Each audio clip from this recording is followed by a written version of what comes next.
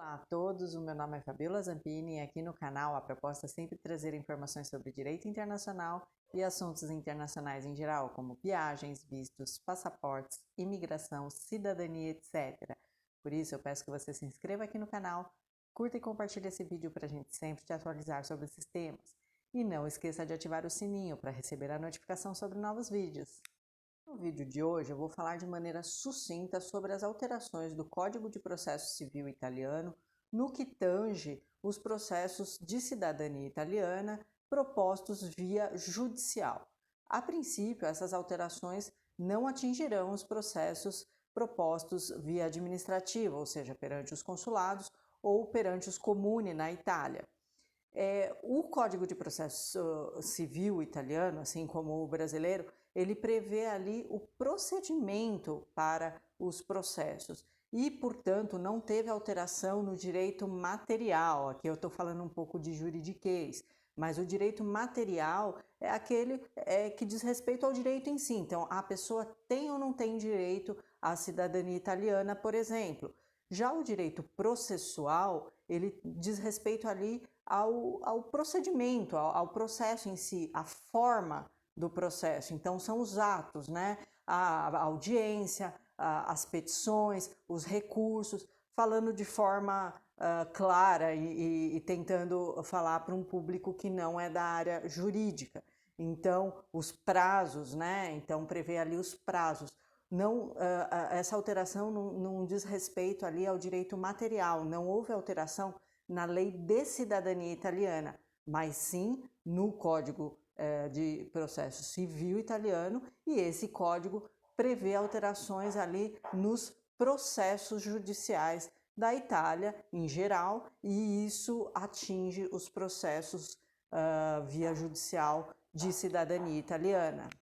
Isso, em novembro de 2021, o governo italiano anunciou as alterações em seu Código de Processo Civil que serão aplicadas em processos judiciais na área civil em geral, mas há aquelas alterações que serão aplicadas nos processos de cidadania italiana propostos via judicial, e é dessas alterações que eu vou falar aqui no vídeo com vocês. Sabe que há dois tipos de processo de cidadania italiana que podem ser propostos via judicial. Aqueles via materna, onde há uma mulher na linha ascendente que transmite a cidadania para seu filho ou filha nascido antes de 1948, que foi o ano da Constituição italiana. Ou aqueles casos onde se alega a demora nas filas dos consulados, ou seja, a lei diz que uma cidadania italiana, um processo de cidadania italiana não poderia durar mais que 2 anos. E a gente sabe que as filas nos consulados italianos aqui no Brasil chegam aí a uma espera de até 10, 12 anos, tem consulados que demoram até mais. Então, com esse argumento, a pessoa ingressa judicialmente pedindo que o seu pleito seja mais célere, seja atendido de forma mais célere.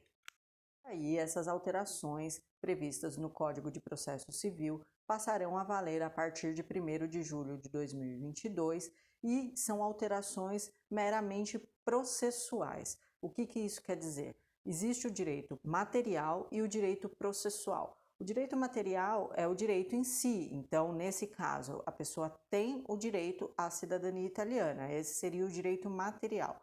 O direito processual seria o procedimento, o processo em si, prazos, petições, onde propor o processo, e é sobre isso que eu vou falar, sobre essas alterações que eu vou falar agora, que são as alterações mais importantes em relação aos processos de cidadania italiana via judicial que passarão a valer a partir de 1º de julho de 2022.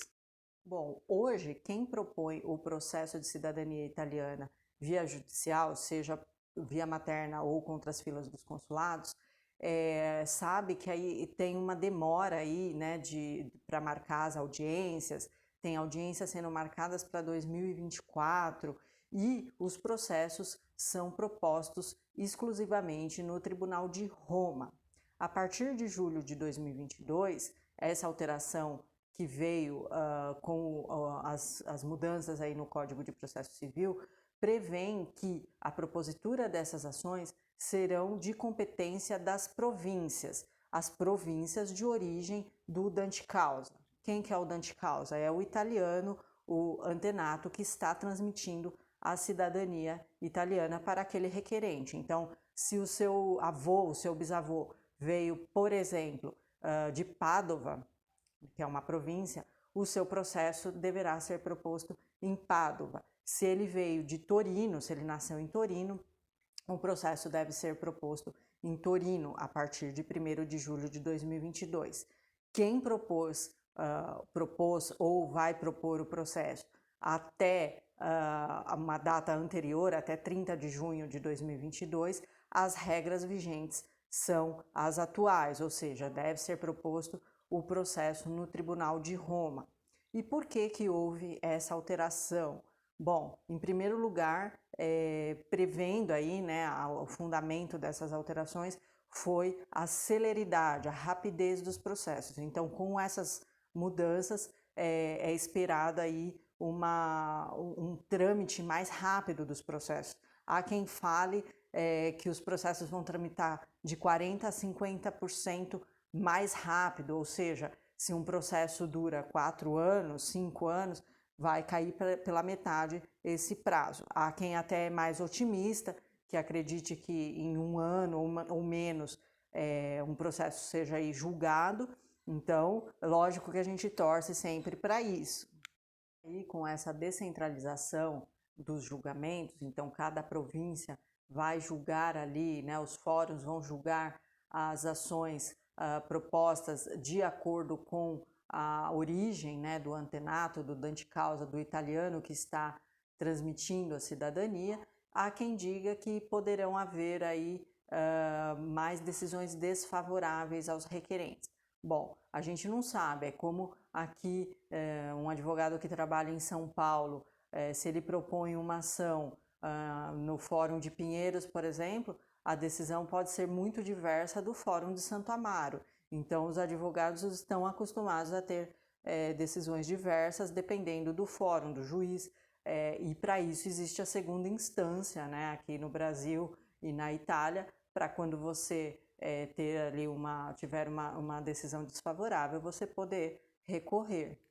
Para quem vê o copo aí meio cheio, né, os otimistas, eles veem aí o lado bom dessa situação, que como vai descentralizar, ou seja, mais juízes de diferentes províncias vão proferir decisões, sentenças a esse respeito, haverá mais jurisprudência, e a jurisprudência é nacional. Ela poderá, por exemplo, um juiz ali que deu uma decisão em Rovigo, essa decisão poderá ser usada no sul da Itália, poderá ser usada em Torino, no norte da Itália, não importa, né? Como aqui, um advogado pode usar uma decisão de Brasília para um processo de São Paulo. É óbvio que você utilizando a decisão aqui do próprio estado e lá na Itália da própria província, no caso, que é mais ou menos correspondente, província seria o correspondente ao nosso estado aqui, né?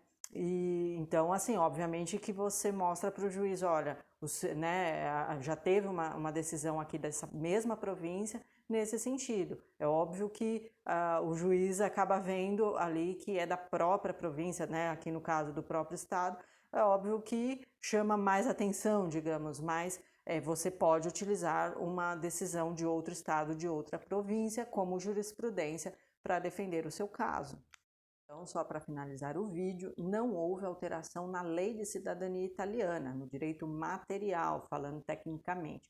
Houve alteração no Código de Processo Civil italiano e, portanto, essas mudanças atingem os processos de cidadania italiana propostos via judicial. A princípio, não há alteração nos processos administrativos, via consulado ou via comune lá na Itália.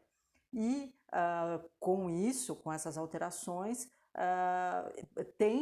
os processos tendem a andar mais rápido, né? Vamos aguardar aí para ver na prática, mas o intuito dessas alterações foi justamente esse, fazer com que os processos fossem mais céleres. E eu espero que você tenha gostado aqui do vídeo. Curta, comente, compartilhe e se tiver alguma dúvida ou informação adicional, Deixa aqui nos comentários. Um abraço e até o próximo vídeo. Tchau!